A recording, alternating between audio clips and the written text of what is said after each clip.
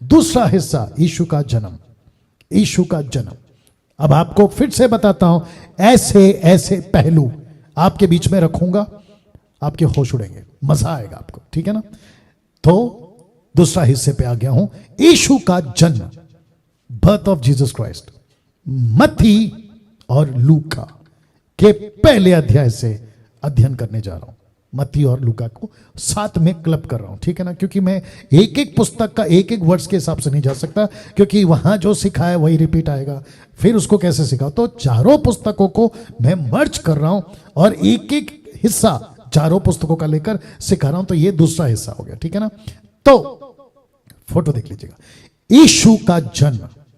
यीशु का जन्म, यहां पे मरियम है और चरनी में लेटा यीशु जो बालक था तब, अभी नहीं तब, अब तो वो सबका बाप है।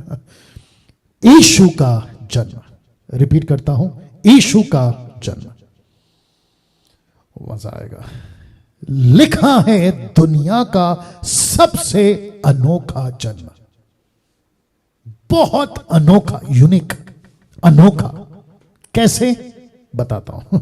जितने भी बच्चे तब से लेके अब तक और आगे भी जो हुए ना, वो बायोलॉजिकल हुए, पुरुष और स्त्री के संबंध से, धातु से, जो भी आप बोलना चाहें।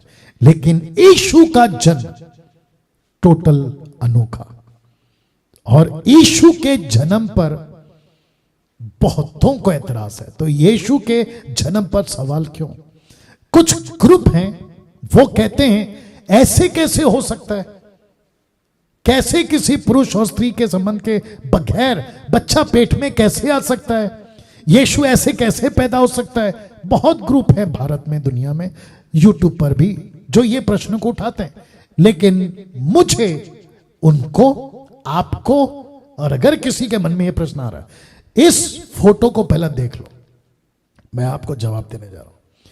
क्या इस फोटो में जहां परमेश्वर अपने हाथों से मट्टी को लेता है, उसका लेप बनाता है, उसको आकार देता है और उस आकार के अंदर अपना श्वास फूंकता है, जिसको कहते हैं परमेश्वर का आत्मा, श्वास, उसको फूंकता है, तो प्रश्न उठना चाहिए ये कैसे बन गया? अगर परमेश्वर ये बना सकता है तो परमेश्वर किसी औरत के पेट में बच्चा क्यों नहीं डाल सकता?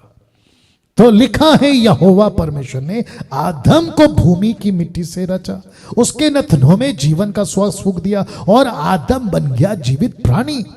कैसे बन सकता है, मुझे कोई बताइए। कौन सा साइंटिस्ट, कौन सा विज्ञान प्रूफ कर देगा कि मट्टी से एक आदमी जीवित प्राणी बन जाता है? तो वो परमेश्वर है जो मट्टी से बनाने की ताकत रखता है। और फिर उसी परमेश्वर ने एक सिस्टम रखा पुरुष और स्त्री का, कि इनके द्वारा बच्चे और आगे का पीढ़ी चलेगा। ये ऊपर बैठा परमेश्वर ने तय किया है।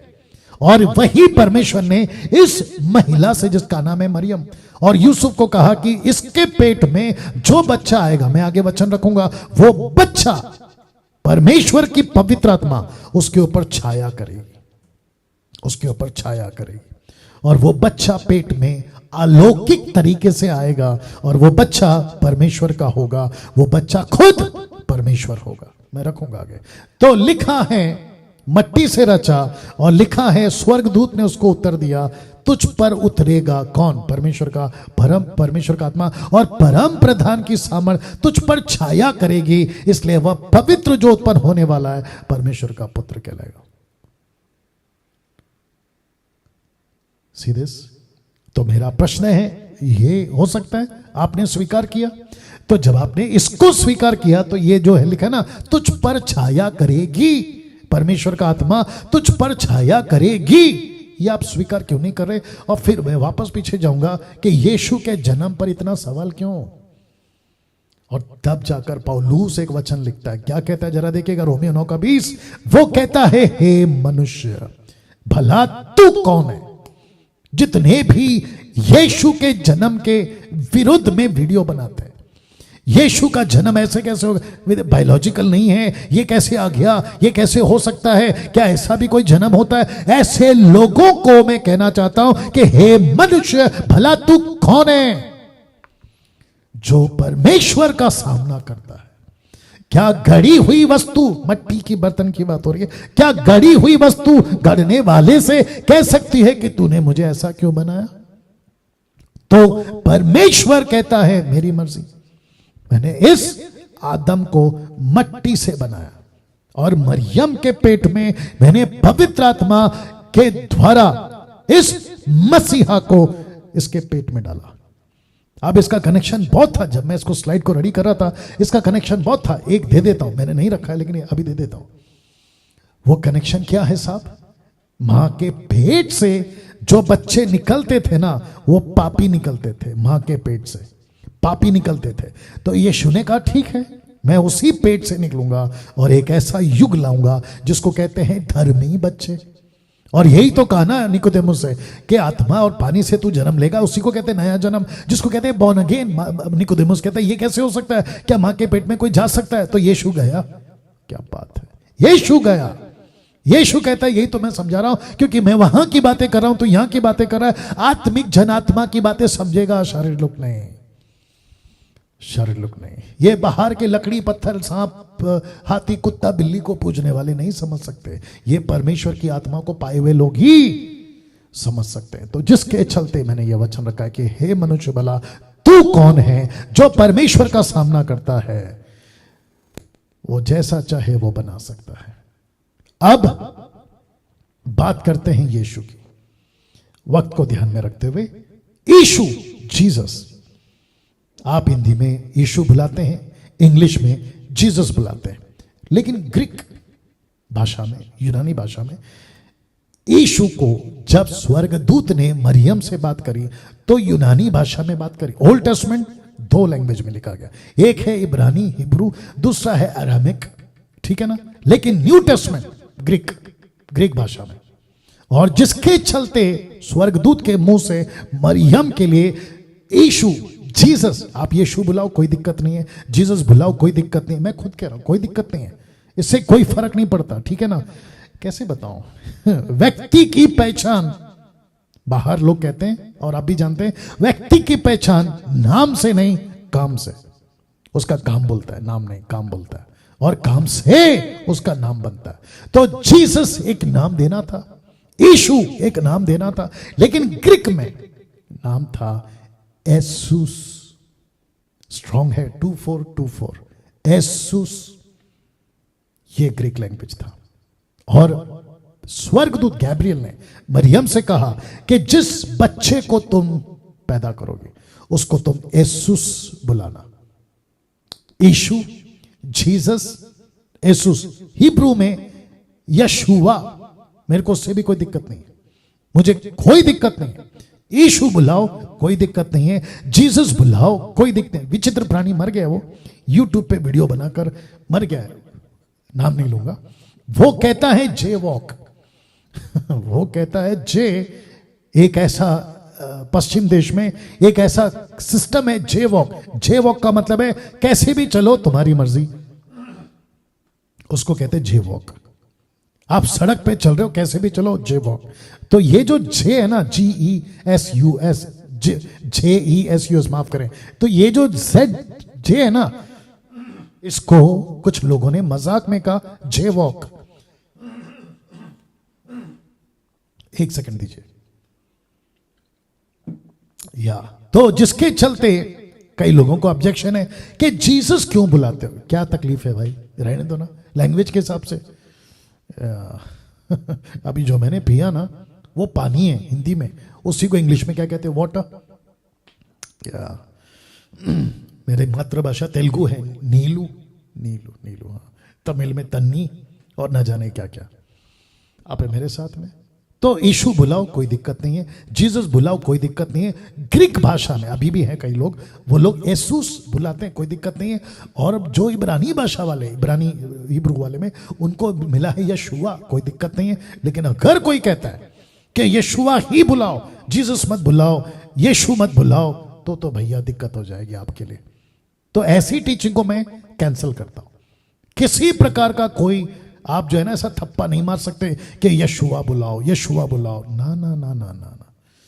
यीशु भी चलेगा, जीसस भी चलेगा, एसूस भी चलेगा। अब बात करते हैं ये टॉपिक मैंने क्यों निकाला, मेरे साथ में है, मजा आएगा। इसूस जो मरियम के पेट में आया था, कहां गया ये वाला, मरियम के पेट में आया था, जिसको कहते हैं हिंदी में जीसस, यीशु, इंग्लिश में जीसस, और ग्रीक भाषा में एसूस। वो क्या था साहब? पेट में जो बच्चा आया था वो 100% ह्यूमन था और 100% गॉड था। ताली बजा सकते हैं आप लोग। रिपीट करता हूं कि यीशु 100% मनुष्य था और 100% वो गॉड था, थियोस। इसलिए तो लिखा ना, आदि में वचन था, वचन परमेश्वर के साथ में था। पास्टर डैनियल, क्या आपके पास कोई वचन है? अभी दे देता हूं। फिलिपियो 2:6-7 तक में, फिलिपियन चैप्टर 2:6-7, देखो क्या लिखा है। जिसने परमेश्वर के स्वरूप में होकर भी, परमेश्वर के स्वरूप में होकर भी परमेश्वर के तुल्य होने को अपने वश में रखने की वस्तु ना समझा, वरना अपने आप को ऐसा शून्य कर दिया और दास का स्वरूप धारण किया, मनुष्य की समानता में हो गया। अगर मनुष्य था तो मनुष्य की समानता में क्यों आएगा? परमेश्वर था, इसलिए लिखा है कि परमेश्वर का स्वरूप में होकर भी। यही तो बात कह रहा हूं। तो जीसस 100% ह्यूमन था और 100% गॉड था। पास्टर डैनियल, क्या आपके पास में क्रॉस रेफरेंसेस हैं? ऑफ कोर्स है। पहला तिमोथी 3:16, फर्स्ट तिमोथी चैप्टर 3:16, क्या लिखा देखो। इसमें संदेह नहीं कि भक्ति का भेद गंभीर है, अर्थात वो जो शरीर में प्रकट हुआ, आत्मा में धर्मी ठहरा, स्वर्गदूतों को दिखाई दिया, अन्य जातियों में उसका प्रचार हुआ, जगत में उस पर विश्वास किया गया और महिमा में ऊपर उठाया गया। और इसी का ट्रांसलेशन कहता है, and without controversy great is the mystery of godliness, God was manifest in the flesh. क्या बात है। Justify in the spirit, seen of angels, preach unto the gentiles, believed on in the world, receive up unto glory. क्या बात है दोस्तों। God was manifest in the flesh. क्या और reference है? ऑफ कोर्स है। पहला यूहन्ना 1:18, द बुक ऑफ जॉन 1:18, परमेश्वर को किसी ने कभी नहीं देखा, नहीं देखा। पौलुस कहता है, माफ करे, मूसा कहता है मैं देखना चाहता हूं, परमेश्वर कहता मर जाएगा, मेरी पीठ देख ले। परमेश्वर को कभी किसी ने नहीं देखा। एक लौता पुत्र, ब्रैकेट में यीशु, जो पिता की गोद में है, उसी ने उसे प्रकट किया। ऐसा नहीं लिखा है उसी ने देखा, बल्कि यीशु ने परमेश्वर कैसा होता है उसको प्रकट किया। यही प्रश्न फिलिप ने पूछा था, हमको परमेश्वर दिखा, तो 14:9 इसी किताब में यीशु ने उससे कहा, हे फिलिपुस, मैं इतने दिन से तुम्हारे साथ हूं, क्या तू मुझे नहीं जानता? जिसने मुझे देखा है उसने पिता को देखा है। तू क्यों कहता है कि पिता को अलग से दिखा दे? तो जिसने यीशु को देखा है उसने पिता को देखा है। जैसा पिता है वैसा यीशु है। क्या पास्टर डैनियल और भी कोई रेफरेंस है? लीजिए, कुलुस्सियों 1:15 कहता है, द बुक ऑफ कुलुस्सियन 1:15, वह तो अदृश्य परमेश्वर का प्रतिरूप, सारी सृष्टि में पहलौठा। अब बताइए क्या जीसस गॉड है? Of course. क्या यीशु 100% इंसान है? Of course. तो मरियम के पेट में कौन आया? शून्य बनकर मसीहा, शून्य बनकर मसीहा। मैं आगे आऊंगा। और यीशु का जन्म का मकसद समझना होगा। ऐसा क्यों पास्टर डैनियल? यीशु परमेश्वर का प्रतिरूप, 100% मनुष्य, 100% गॉड, मरियम के पेट से जन्म लेने का, तो उसका मकसद समझना होगा। और मकसद है ये, वह तेरे सिर को कुचल डालेगा। मतलब क्रूस पर यीशु शैतान को खत्म करेगा। क्यों? ये कौन सा वचन है? आप सभी जानते हैं, उत्पत्ति का गत्समनी, माफ करें, अदन की वाटिका में जो कन्वर्सेशन परमेश्वर ने किया था सांप के साथ, यानी शैतान के साथ। तो उसने कहा था, इसी औरत का पेट का बच्चा तेरे सर को कुचलेगा। सर को कुचलने का मतलब है कि तेरी रणनीति, तेरी स्ट्रैटेजी, तू जो दुनिया को फंसाता है वो तेरे सर को कुचल डालेगा। He will destroy your strategy. वाह। एक वचन रख रहा हूं, कनेक्शन देखिए, 2 Corinthians 5:19, 2 Corinthians 5:19, अर्थात परमेश्वर ने मसीह में होकर, याद रखो, मसीह में, द अनॉइंटेड वन में, क्राइस्ट में, अभिषेकित में होकर अपने साथ संसार का मेल मिलाप कर लिया और उनके अपराधों का, आदम के अपराधों का दोष उन पर नहीं लगाया, नहीं लगाया। मसीहा क्या है? एक टाइटल। मसीहा एक टाइटल है। मैं आपको बताता हूं क्यों। और इसी टाइटल के साथ यीशु आए थे। ग्रीक नेम क्रिस्तोस, स्ट्रॉन्ग है 5547, क्रिस्तोस एक मसीहा का टाइटल। यीशु एक नाम से आया था एसूस, लेकिन दूसरा नाम है मसीहा। ये क्या है टाइटल? ऐसा आएगा जिसका जिक्र दानियल ने, मूसा ने, कई प्रॉफिट्स ने किया हुआ है। तो क्रिस्तोस, ग्रीक वर्ड, यूनानी भाषा, क्रिस्तोस ये शब्द है, ये टाइटल के साथ यीशु मसीह इस दुनिया में। और इब्रानी भाषा में मसीहा, मसीहा ये शब्द, मसीहा हिंदी शब्द, इब्रू ये हो गया ना। मत्ती 16:16 आपको याद होगा। यीशु पूछता है तू क्या कहता है पतरस ने उत्तर दिया कि तू जीवते परमेश्वर का पुत्र मसीहा है। मसीहा शब्द ये टाइटल था यीशु का। यीशु को पृथ्वी पर अभिषेक करके भेजा गया था मसीहा के टाइटल के साथ। तू मसीहा होगा, तू क्रिस्तुस होगा। अब एक जबरदस्त क्या कहते हैं ना शब्द, स्टेटमेंट आपके बीच में रख रहा हूं। पहले फोटो देख लीजिए। यहां पे यीशु है जो मरियम पैदा कर रही है, और ये है आपका डिनोमिनेशन जिसको कहते हैं क्रिश्चियनिटी। तो लिखा है यीशु का जन्म ईसाई धर्म की स्थापना करने के लिए नहीं हुआ है, नहीं, ईसाई धर्म का नहीं, बल्कि परमेश्वर का राज्य पृथ्वी पे आए, ये उसका मकसद था, ईसाई धर्म नहीं। तो फिर कहते हैं जितने मेरे हिंदू, मुस्लिम, पारसी, बुद्धिस्ट जितने भी लोग हैं, आपको एक गलत फहमी हो गई है। आपको ऐसा लगता है कि हम ईसाइयत का प्रचार करें। हाथ जोड़ के बोल रहा हूं सर, आपकी गलत फहमी को दूर कर लीजिए जितनी जल्दी हो सके। डैनियल राज, कम से कम मैं, जो आप अब लोग मुझे देख रहे हैं, हम ईसाई धर्म को प्रचार नहीं कर रहे, क्योंकि जीसस ने खुद भी ईसाई धर्म की स्थापना करने के लिए वो नहीं आया। तो क्यों आया रखने जा रहा हूं। लूका 2:11, दाऊद के नगर में तुम्हारे लिए एक उद्धारकर्ता जन्मा है और यही मसीह प्रभु है। देख लीजिए, मसीह। स्वर्गदूत ने गडरियों को, ये कौन से गडरिए हैं? ये वो गडरिए हैं, और ये वो भेड़ बकरी जिनका बलि होता है ना, अलग से किया जाता है, ये उनके चरवाते। जो कॉमन भेड़ बकरी होती है, उनकी नहीं बात कर रहा हूं, ये वो नहीं है। ये वो भेड़ बकरियां हैं जो बलि के लिए अलग किए जाते थे, ये वो उनकी गडरी है। तो इनको पता था कि मसीहा का मतलब क्या होता है, क्योंकि उनको अच्छे से पता था, इन गडरियों को पता था। ये भी पढ़ते होंगे, ये भी सुनते होंगे हर सबत के दिन में, मसीहा आएगा, मेमना बनकर आएगा, बलि होगा, मानव जाति को बचाएगा। ऐसी बातों का जब ये बात जो रहे थे, प्रतीक्षा करे, तो स्वर्गदूत ने कहा कि तुम सबके लिए उद्धारकर्ता पैदा हो चुका है, और जो चरनी में तुमको लपेटा हुआ मिलेगा वही मसीहा होगा। मसीहा, क्रिस्तुस। क्या बात है। एक व्यक्ति था साहब, लूका 2:30 में, उस व्यक्ति ने कई सालों उपवास कर उसके मुख से क्या शब्द निकला देखो, क्योंकि मेरी आंखों ने तेरे उद्धार को देख लिया है, तेरे उद्धार को देख लिया है। पास्टर डैनियल, जो अविश्वासी लोग हैं शायद वो सोच रहे होंगे, पास्टर डैनियल, यीशु को बच्चा बनकर पैदा होने की जरूरत क्या थी? वो सीधा नीचे आ सकता था, बिना क्रूस पे मरे, बिना दुख उठाए, बिना किसी प्रकार का सताव सहे, वो मानव जाति को छुटकारा दे सकता था। आप जानते हैं परमेश्वर नींद से उठ के काम नहीं करता, अचानक से कुछ नहीं करता जैसे आपकी और मेरी सोच है। आप कोई घर बना रहे हैं, आपको लगा तोड़ दो फिर बनाओ, अरे ये कह रहे चलो मैनेज कर, ना। परमेश्वर ने प्रकाशित वाक्य 13:8 बहुत योजना के साथ, बहुत प्लानिंग के साथ इस सृष्टि को बनाया था। और परमेश्वर के पास में ए प्लान था कि आदम और हवा को फल नहीं खाना है, लेकिन दूसरा बी प्लान भी था कि अगर ये गलती करेगा तो इन्हीं के बीच में से एक बच्चा पैदा होगा, और वो बच्चा स्वर्ग का रास्ता खोलेगा। वाह! तो इसलिए लिखा है यूहन्ना 14:6 में, यीशु ने उससे कहा, मार्ग, सत्य, सच्चाई, जीवन मैं ही हूं, बिना मेरे द्वारा कोई पिता के पास नहीं जा सकता।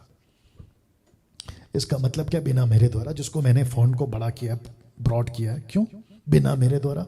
तो इसका मतलब है कि बिना इस बच्चे के द्वारा, जिसका नाम यीशु, येसूस क्रिस्तोस, यीशु मसीह जिसको हम कहते हैं, इस बच्चे के द्वारा, क्योंकि ये वही बच्चा है जो धार्मिकता का रास्ता लेकर आया था, जो सच्चाई का रास्ता लेकर आया था, जो स्वर्ग का दरवाजा बंद हो गया था उसको खोलने का यही रास्ता लेकर आया। अब आप समझ गए कि हमको मसीह क्यों चाहिए, हमको यीशु क्यों चाहिए, क्यों ये व्यक्ति 2 साल से या फिर उसके पहले 29-30 साल से गला फाड़ फाड़ कर यह प्रचार कर रहा है कि मानव जाति को अगर बचना है तो एक बच्चा पैदा होना था, और वो था यीशु। क्रिसमस केक से कनेक्शन नहीं है, क्रिसमस का कनेक्शन आपके अच्छे कपड़ों से नहीं है, क्रिसमस का कनेक्शन आपके घर को पेंट करने से नहीं है। क्रिसमस का मकसद, क्रिसमस का कनेक्शन सिर्फ इस बच्चे के साथ था, सिर्फ इस बच्चे के साथ था, जिसको कहते हैं क्रिस्तुस टाइटल के साथ आया था। लेकिन आप जानते हैं कि लूसीफर, अंधकार की दुनिया, एक होती है भौतिक शारीरिक, एक आत्मिक और एक अंधकार की दुनिया, या फिजिकल स्पिरिचुअल डिमोनिक वर्ल्ड, अंधकार की दुनिया। उस व्यक्ति में जिसका नाम है राजा हेरोदेस, जब इस व्यक्ति को पता चला, 8 मिनट है मेरे पास में, मैं खत्म करूंगा, मेरे साथ बने रहे। वाह इस व्यक्ति के अंदर दुष्ट आत्मा, शैतान, जो भी बोल लो, गुस्सा, और इसका गुस्सा देखिए, सब फोटो इसलिए रखता हूं ताकि आपको कनेक्ट कर सकूं, वचन भी पढ़ूंगा। मत्ती 2:16 लिखा है कि जब हेरोदेस ने यह देखा कि ज्योतिषों ने, माजाए ज्योतिषों ने मेरे साथ ठट्टा किया, तब वह क्रोध से भर गया। देखिए गुस्सा इसका, ये गुस्सा क्यों? एक बच्चा पैदा हुआ है ना, आपको इतना गुस्सा क्यों आ रहा है? राजा हेरोदेस, आपको इतना गुस्सा क्यों आ रहा है? लूसीफर बहुत चालाक है। प्रिंसिपैलिटीज, आकाश की जो प्रिंसिपैलिटीज हैं, अथॉरिटीज हैं, अधिकार हैं, उन सब का कब्जा, जो जगत में जो पावरफुल लोग हैं ना, उसका भी होल्ड उसके ऊपर है। इसलिए कभी कभी जब हॉलीवुड, बॉलीवुड, टॉलीवुड या फिर कोई भी तरीके से लोग अपनी बातों को रखते हैं ना, तो उसमें अट्रैक्शन बहुत होता है। अरे उस बड़े नेता ने बोला, अरे ये तो बड़ा सुपरस्टार ने बोला, सच्ची होगा। आप बहुत सावधान रहे। तो इस व्यक्ति के अंदर लूसीफर जाता है और इसको गुस्से से भर देता है, क्योंकि उसको यह बच्चा पसंद नहीं था जो बिना मेरे द्वारा कोई पिता के पास पहुंचेगा। इसको पता था, किसको? लूसीफर को। उसने कहा कि सारे मानव जाति को यह बच्चा बचा जाएगा। यह बच्चा अगर बड़ा हो गया, यह बच्चा अगर क्रूस पर चढ़ गया, यह बच्चा अगर जिंदा रह गया और 3.5 साल अगर अपना प्रचार कर दिया, तो जगत उलट पुलट हो जाएगा। किसका? लूसीफर का। और सारे के सारे बच जाएंगे। तब उसने कानून पेश किया, उसने एक बिल पास कर दिया। उसने क्रोध से भरकर कहा कि लोगों को बेचकर, ज्योतिषों से ठीक ठीक पूछे हुए समय के अनुसार बेथलेहम और उसके आसपास के सब लड़कों को जो 2 वर्ष के आसपास से छोटे थे, मरवा डालो। किल देम, मरवा डालो। ये फोटो सिर्फ मदद के लिए रख रहा हूं। ऐसा कुछ हुआ था वहां कि बच्चे मरते चले गए। तो मत्ती 2:13, उनके चले जाने के बाद देखो, प्रभु के एक स्वर्गदूत ने स्वप्न में यूसुफ को दिखाई देकर कहा, उठ, बालक को और उसकी माता को लेकर, बालक को और उसकी माता को लेकर सीरियस, मिस्र देश को भाग जा, भाग जा, बच्चे को लेकर भाग जा। मैंने इसको लाल में क्यों रखा है मैं आपको बताता हूं, ठीक है ना। परमेश्वर, आप इतने पावरफुल हैं, बच्चे को बचा लीजिए ना। आप कुछ अलौकिक चीज करके बचा लीजिए ना। नहीं, बच्चा क्या बनकर आया था? शून्य। मैं रखूंगा टोटल 0, 100% इंसान। तो वही हो रहा है जो योजना में था। जब तक मैं तुझसे ना कहूं तब तक वहीं रहना, क्योंकि हेरोदेस इस बालक को ढूंढने पर है कि उसे मरवा डाले। हेरोदेस नहीं, लूसीफर